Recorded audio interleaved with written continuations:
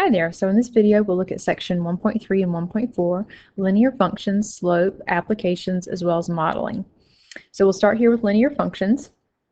And linear functions are of the form f of x equals mx plus b. And remember, like we talked about before, f of x is just fancy notation for y. So y equals mx plus b, where in this form, m, after you solved it for y, m is equal to your slope, and b is equal to your y-intercept. Y-intercepts are always, like we spoke about before, are always of the form 0, comma, some number has to be in the y spot. And your slope will be a rise over run. There's a formula associated with slope when you're given 2 points. So if you were to be given 2 points, and I'm just labeling it here x1, y1, meaning it's the first order pair of x and y, and x2, y2, meaning it's the second order pair of x and y. This is the formula that you use to find the slope. You would need to memorize this formula. So m equals y sub 2 minus y sub 1 over x sub 2 minus x sub 1. Okay. Slope can also be referred to as rise over run, and is also sometimes referred to as the change in y. So that triangle there that I just wrote is a scientific symbol. They call it delta. So delta means change. So the change in y over the change in x. So all of those are different ways of thinking about slope. All right, so let's scoot on down here, and you'll notice that example 1 through 4 are all of the form where I'm giving you 2 ordered pairs and asking you to find the slope. I'm actually going to run through all 4 of these because they're each different in their own way. So here in example 1, what I would do is I would come through and I would label this first order pair. I'm going to call this one x1, y1. Second order pair, so x2, y2. Using my formula, so m equals y sub 2, so that's negative 3. There's always a minus sign. Y sub 1, so 9, all over x2 minus x1, negative 4. Okay, now we start to clean up. So up top, negative 3 minus 9 will give us negative 12. Then on the bottom, 2 negatives side by side turn into positive, and so 6 plus 4 is 10. Always be sure that you reduce. As far as reducing by hand, we know that 2 goes into both of these numbers, so I divide both of these values by 2. 12 divided by 2, so it's like thinking about dividing by 2. 12 divided by 2, of course, gives me negative 6. 10 divided by 2 gives me 5. You also have a button in your calculator that will reduce this for you. So if you type in your calculator negative 12 divided by 10 and hit enter, you're going to get a negative 1.2. Then if you hit math, enter, and math is the key just below your green alpha key. Math, enter will change that negative 12 tenths, or in that case the negative 1.2, into negative 6 over 5. Okay. All right, let's look at a couple special cases in the next 2 examples. We're still finding the slope, so I'm going to think of this as x1, y1, x2, y2. So m equals y2, so I have 9 minus y1, which is another 9, over x2, negative 8 minus 5. Minus 5. There we go. So up top, 9 minus 9, of course, is 0. And then on the bottom, negative 8 minus 5 would give me a negative 13. You could put this in your, if you don't know the difference, but 0 divided by negative 13 is 0. A way that I help myself remember this one is that 0 in the numerator is okay, and that equals 0. Okay, but if you were to put that in your calculator, 0 divided by any number, it's going to tell you it equals 0. Let's scoot on over here to example 3. Also find the slope here. Let's change my color up here. So I'm going to think of this as x1, y1, x2, y2. Using my formula, y2, so that's negative 2, minus y1, negative 4. On the bottom, 6 minus 6. I start to clean up. Up top, those 2 negatives side by side become positive, and so then I have 4 minus 2. On the bottom, 6 minus 6 is 0. Here, if you put this in your calculator, 2 divided by 0, it's going to tell you that you have an error. So this would be referred to as having no slope, or you could say that it has an undefined slope. The way that I help myself remember this is that NO, when you have a 0 in the denominator, NO can't happen, no slope. Okay, so if 0's in the denominator, NO can't happen. If 0's up top, that's okay, and that equals 0. Okay. Now, example 4 looks a little different in the fact that it's given to you in function notation. Remember that this is f of 1/2, so this is really meaning that f of x. So they're telling you, okay, one of your x's is 1/2, and when x is 1/2, the y value is -5.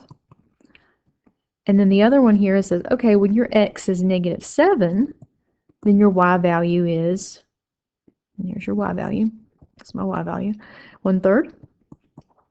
And now you have it looking just like the previous examples. Here's your x1, y1, x2, y2. So now I'll go through the steps of solving this problem.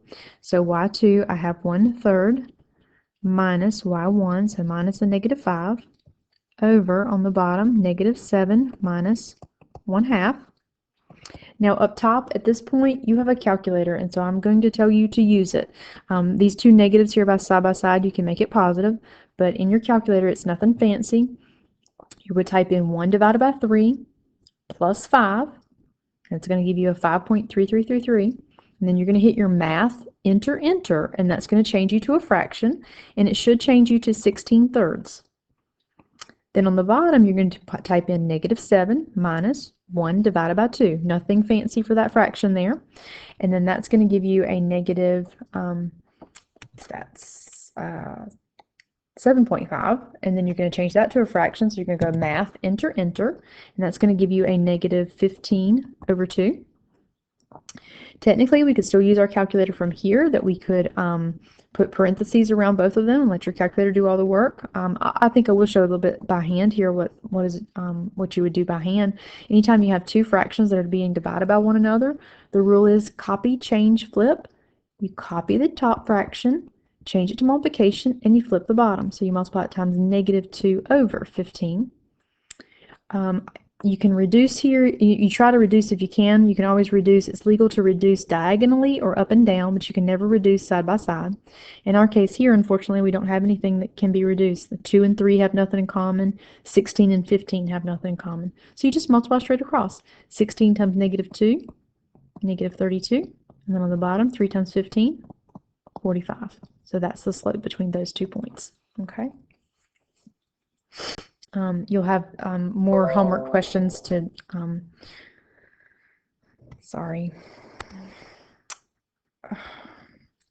that would help you with, if you need additional practice with that, you'll have more homework and more questions like these in the homework. All right, so we'll scoot on down here to example 5. It says Ben is saving money for a down payment on a car. He starts his savings with $400 he received from graduation. He adds $200 a month to his savings from his part-time job. They want us to find an equation of a line that gives the amount A that Ben has saved in dollars after M months of savings. They want us to use that equation then to determine the amount that Ben's going to have in his account after 1 year. So when you're thinking about, so they want a linear equation here, equation of a line. We want it of the form y equals mx plus b. And I didn't state this before, but we'll go ahead and state it now. Your slope is what you're changing by. So m, think of m as your changing value. So m is how you're moving. B is where you begin. Okay, your starting value. So that your y-intercept is always where you start. So in our case here, we know that he started his savings at $400. So my B is 400. The M, I said, that's how it moves, that's how it changes. He's adding $200 a month, so we know our slope is 200, X and a Y, okay? In terms of using the letters that they have here, Y is synonymous here with your A, so your amount in your account is equal to 200M, M being the number of months, plus 400. They want us to now use this formula to determine the amount he's going to have in his account after 1 year. Remember that our X here, our M, stands for the number of months, as he's contributing every month. I can't just put in 1, because if you put in 1 to this equation, then you're saying, okay, you only contributed 1 month. But 1 year is equivalent to how many months? Hopefully you agree with 12 months. So I would be plugging 12M for either the X or the M, whichever formula you want to use. So I'm just going to say y equals 200 times 12 plus 400. 200 times 12, of course, is 2400. Add 400 to that, and so that puts us at 2800. So at the end of a year, he would have $2,800 in the account, and then either form over here is fine for his equation. Okay? We'll move on down to example 6. It says that a car's value decreases as the car gets older, of course. For tax purposes, the value of the car is calculated by using a linear relationship. Here we say a particular car is worth $21,000 when it's a year old and $8,000 when it's 5 years old. They want us to find the average rate of change for the value of a car. Anytime you see average rate of change, that's just a synonym for asking you to find the slope. Okay, so slope and average rate of change are the same. They've given us enough information here, but it's just written, it's not written as a perfect ordered pair, but they're telling us that they're giving us a time and a value. A time and a value. Time is usually always your x. Not always, but I mean it's like almost 99% of the time. So time is generally x. Label that for you. Time is generally your x. So in our case here, if I create two ordered pairs, then I know then at 1 year old, it has a value of $21,000. And at 5 years old, it has a value of $8,000. So now I can use my slope formula to find the slope between those 2 points. Okay. And actually what I think I'll let you do is I'll let you pause the video at this point and use the formula for finding slope between those 2 points, and then you can check yourself by the solution key that's posted online. All right. Now let's move on down to graphing in slope-intercept form. So if you want to graph in slope-intercept form, you always want to make sure that your equation is in y equals mx plus b format. Once you've done that, identify your slope and your y-intercept. So it needs to be solved for y, and then you identify your slope and your y-intercept. Always plot your y-intercept on the y-axis, and you do that first. Okay, so be sure that you plot your y-intercept first, and it goes on the y-axis. It just makes sense. From that y-intercept, you're going to rise and run according to your slope. Movement up and to the right are considered positive movements. Down and to the left are considered negative movements. So let's look at example 7. And if you recall from a previous video, remember this is your x-axis, this is your y-axis up here. This equation in example 7 is already solved for y, so we can identify then, okay, the number in front of x then, that's my slope. So my slope here is negative 2/3. And my y-intercept is 4. Okay. So that means I'm going to start on the y-axis at 4. So 1, 2, 3, 4. So there's my 4. And then from that point, I'm going to rise and run according to this slope. In my case here, because my rise is negative, instead of going up, hopefully it just makes sense to you, the rise here would have to go down 2 units. And then my 3 is positive on the run, so I'm going to run 3 units to the right. So I go down 2, 1, 2, 3 to the right and put a dot. Down 2 and 1, 2, 3 to the right and put a dot. Usually I do it twice, and that gets me 3 good points there will get you a solid line. And then I'm just going to connect the dots, and there's the equation of my line. Okay. We'll scoot on over here to example 8. Looking at here, my slope is 1/2, and my y-intercept -3.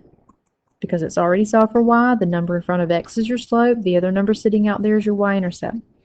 Remember, y-intercept the b here, that's where you begin. Begin on the y-axis at -3. So put a dot there, so that's my -3. From that point, I rise and run according to my slope. You'll notice this time my rise is positive, so I'm going to go up 1 unit. My run is also positive, so I'll go 2 units to the right. So up 1 over 2, put a dot. Up 1 over 2, put a dot. I mean, 3 is good, but you can continue on as many times as you like. Up 1 over 2, just to get you, the more dots you have going according to your slope, the more precise your line can be. And we connect the dots like so. Okay. All right, let's flip it on over. Top of the next page, where we're just graphing. We're still continuing to graph, and we'll pick up a couple of special cases. You notice here in example 9 that this graph is already solved for y. This equation is already solved for y. My slope is always the number in front of x. Well, remember, if there's not a number in front of that x, it's assumed to be an imaginary 1. So my slope is 1.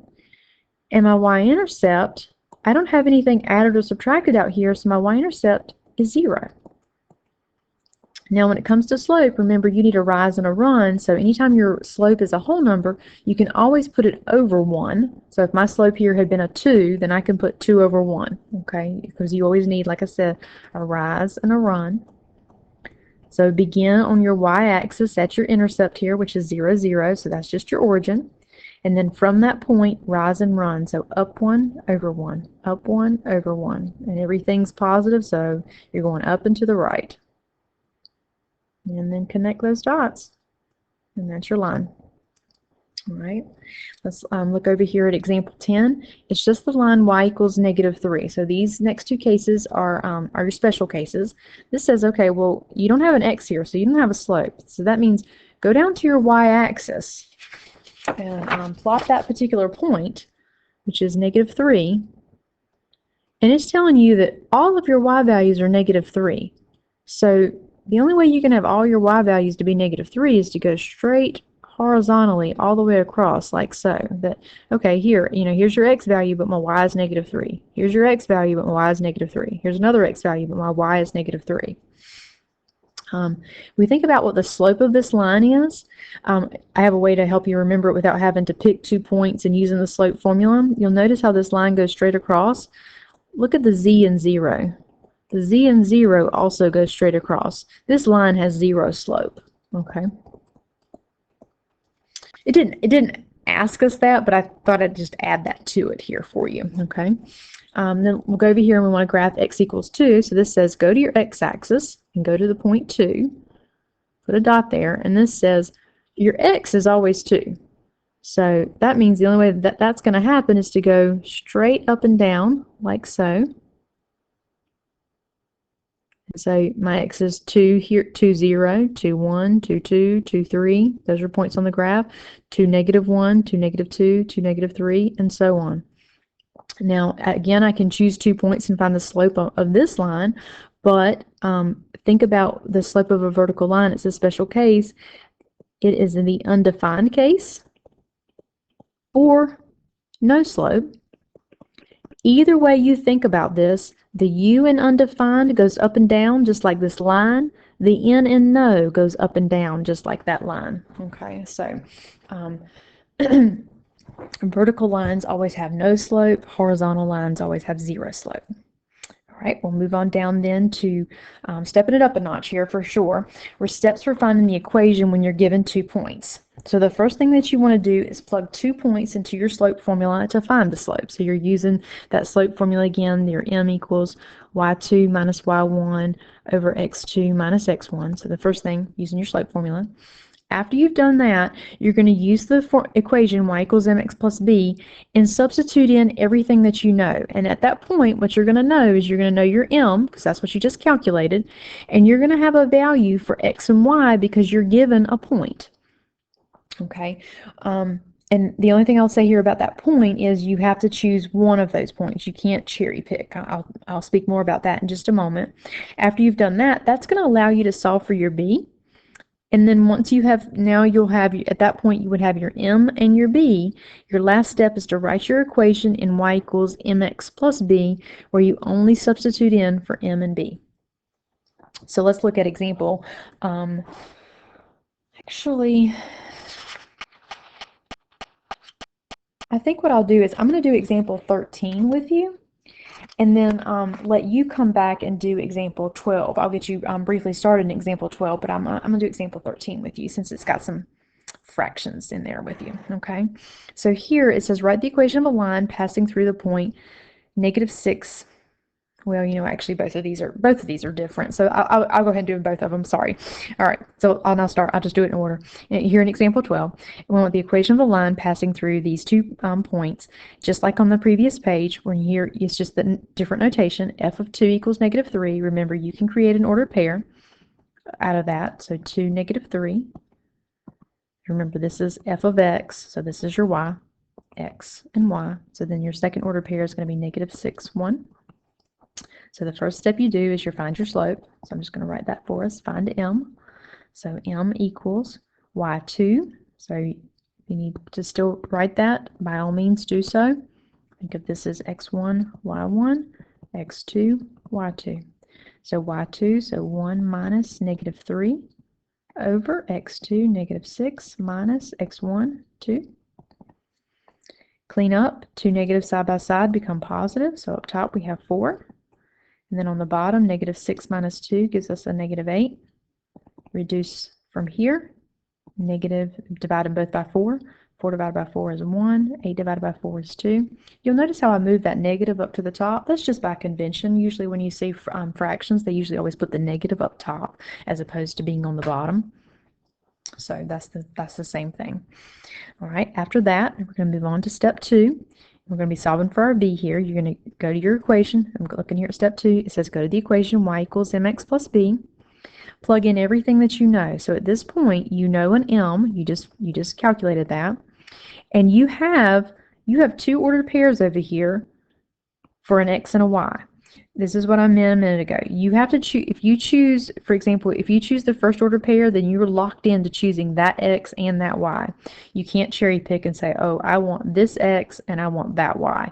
You have to, pick a point and go with it. So I think in this case, I'm going to choose the first order pair. But you could use either one. It will not matter. So in place of y, that's negative 3. In place of x, that's my 2. I don't know what b is. I'm trying to solve for it. All right, so then I have negative 3. And now this one, this is not a hard one here because you're just saying half of 2. So half of 2 is 1, and it's a negative times a positive, so that gives you a negative plus b. All right, so now my next step to get b all by itself, I need to take that 1 to the other side. So I add 1. Cancels out, and so b equals negative 2. So now at this stage, you have your slope and you have your y-intercept. So to write your equation, I'll just do this. To write your equation, y equals mx plus b, you only plug in m and b. So final answer here, y equals negative 1/2 x minus 2. Final answer. Okay. All right, we'll move on down to example 13. They want us to write the equation of a line passing through this point having a slope of 2/3.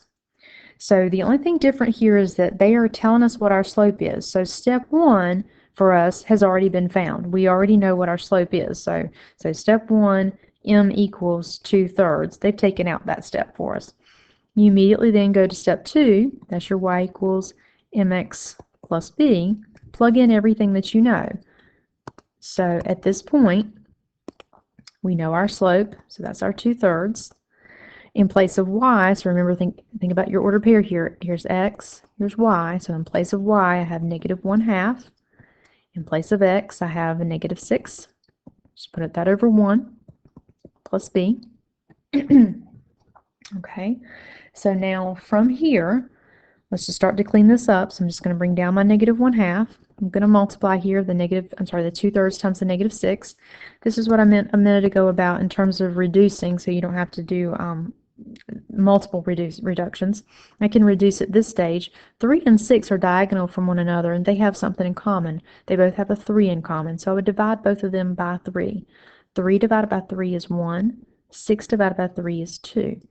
So then I'm saying 2 times negative 2, that would give me negative 4 plus b. Okay. If you don't like that, I'll just write over here. This was 2/3 times negative 6 over 1. It's also legal to multiply straight across. 2 times negative 6 is negative 12. 3 times 1 is 3.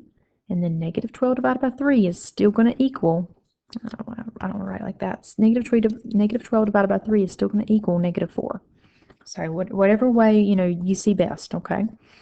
Now from here to get b all by itself, I'm going to add 4. Again, at this point, I'm telling you to use your calculator. 4, negative 1/2 plus 4. You should get b to equal 3.5.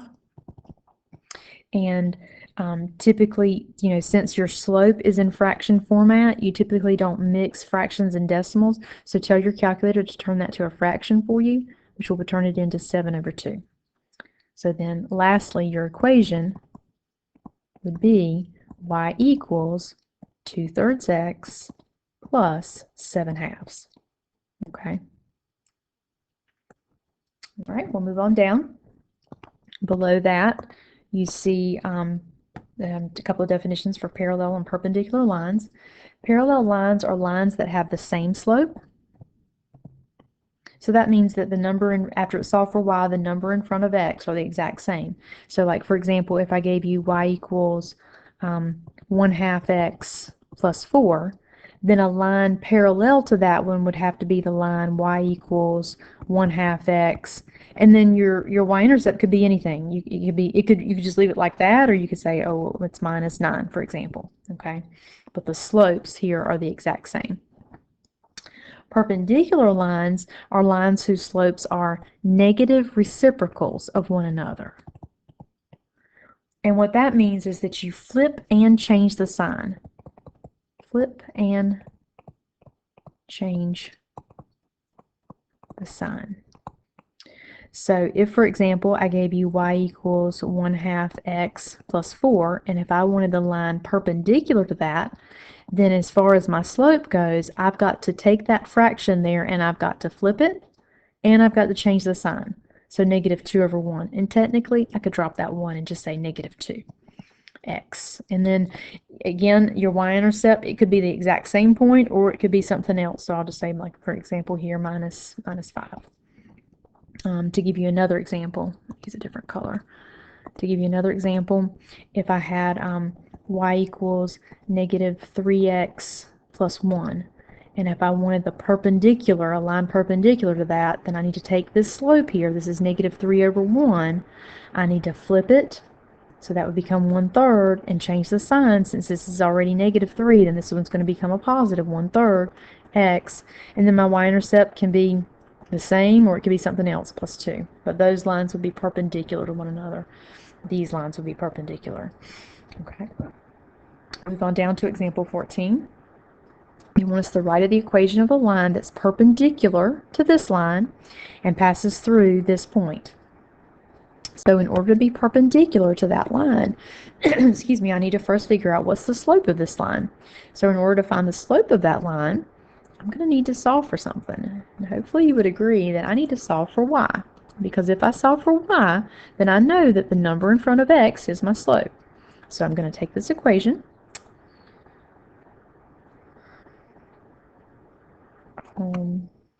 Right, I don't know exactly why it just shifted like that, but I'm not going to try to start over at this point. So 3x plus 4y equals 5, and I'm going to solve for y. So I want to get closer and closer to getting this y by itself, so I'm going to subtract 3x. Over here, the 3x's cancel out. That leaves me with 4y equals -3x plus 5. Now to get y all by itself, I divide by 4. Cancels out. So y equals -3/4 x plus 5/4. All right, I want a line perpendicular to this line. So we know that the slope of this line is -3/4. Well, since I want to be perpendicular to that, then the perpendicular slope, as we were just talking about, what's that got to be? Remember, you've got to flip it and change the sign. So 3/4 is going to become 4/3, and because that one's negative, then your perpendicular slope will be positive. So now you have a slope of 4/3 that you're going to be using, and you have this point here, 3, -2. So there's your x and your y, and you're ready to go to y equals mx plus b, and plug in your x, your y, and your m, and solve for your b. Okay. So what I'm going to let you do is I think this would be a good one for you to pause the video and make sure that you can work through that one, and then check yourself by the solution key that I posted online. Okay. I'll flip it on over.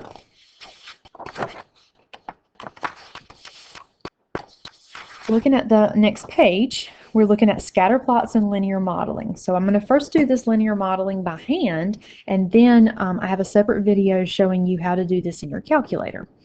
So here in example 15, it says the population of the state of Arizona is listed below. So they're just giving us the years from 2004 to 2009, and these are their populations in millions. The scatter plot I've already graphed down here below for you. Now, part A, first question asked was, does your data appear to lie on a straight line? And this is fairly, I would call this a fairly straightforward, fairly straight line. So yes, it's not perfect, and that's generally the case, that real life data is not a perfect straight line. Okay, but it could be what we refer to, quote unquote, fairly straight. Part B says, do you observe a positive or negative trend? Read this graph like you read a book. So read it from left to right. And so as you read this from left to right, looks like the population continues to increase. So I would say here that this would be a positive trend. If it were decreasing, then we would say it was a negative trend.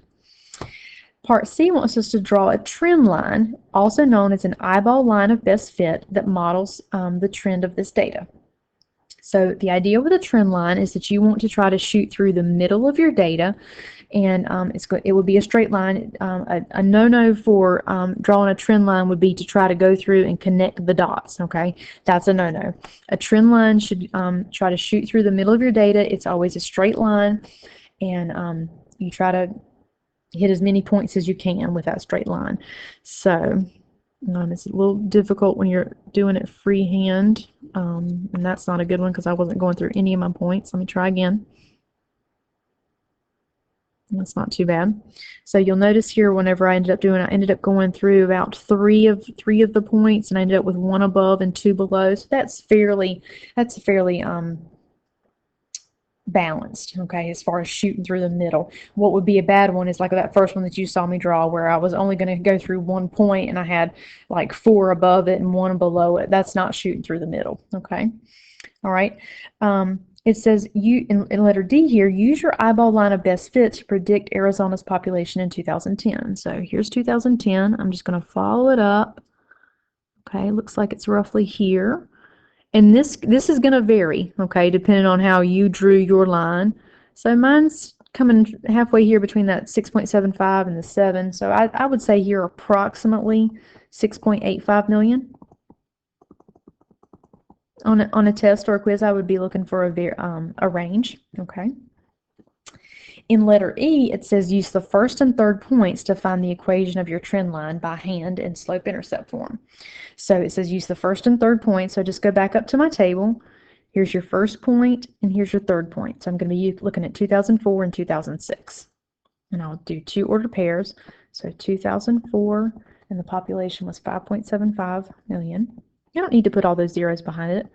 And then 2006, and the population was 6.18. We'll just know that our answer is in terms of millions. And we want the full equation here. So you've got to go through all your steps. First thing you want to do is find your slope. So y2 minus y1. So 6.18 minus 5.75 over 2006 minus 2004. The bottom subtracts and gives you 2, of course. The top subtracts and gives you a 0.43.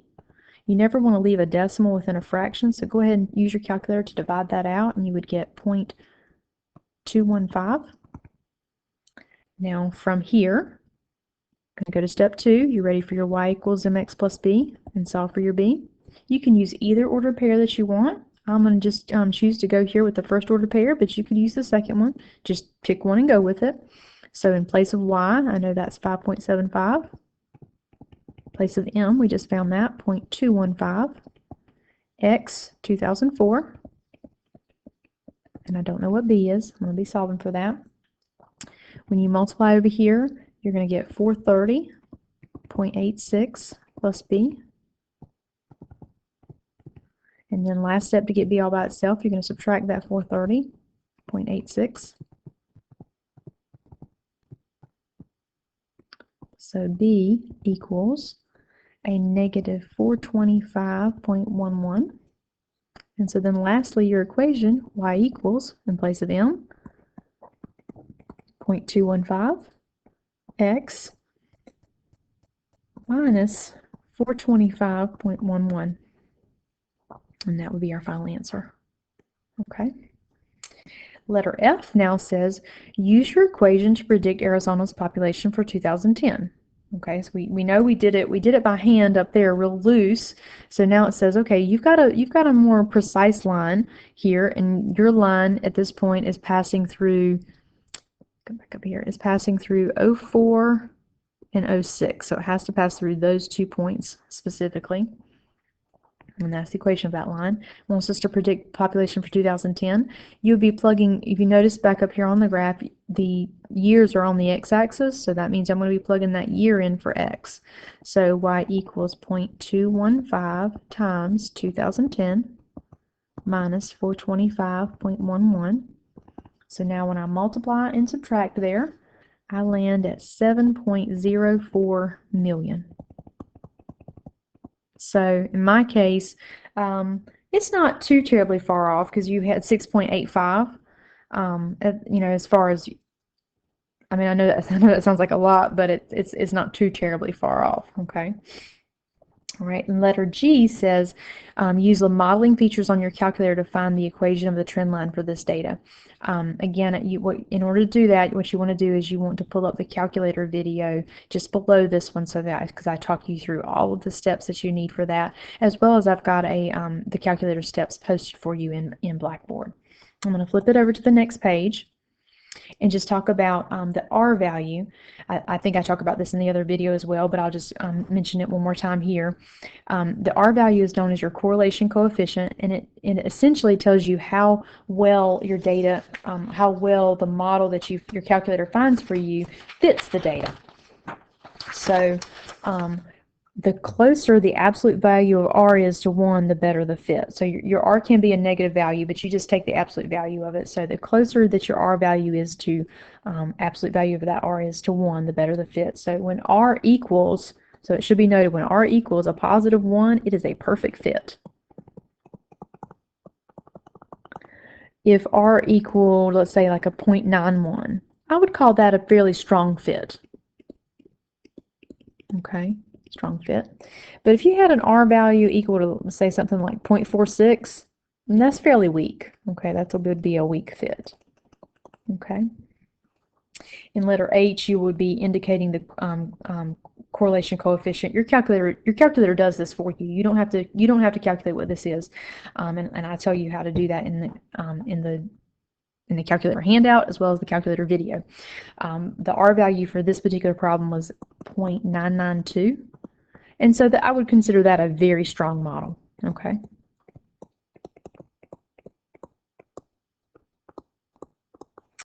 And then down below in example 16, it says the table shows the number of individual tax return in millions that were filed in the U.S. from 2000 to 2009, and it says let X equal the number of years since 2000. So the only thing that you're going to be doing differently in your calculator here when you go to enter your data is that you're not going to be entering 2000 because it's telling you that X are the number of years since 2000. So 2000 is 0 years since 2000. 2001 would be 1 year later. 2002 would be 2 years later. 3, 4, 5, 6, 7, 8, 9 years later. Okay, and then so this would be what was going to go in L1, and this is going to go in L2 for you. Okay, and then it says enter your data in your calculator and graph it. And probably the best thing for you to do is to, at this point, I may end up making another calculator video for you just so you can see it done one more time.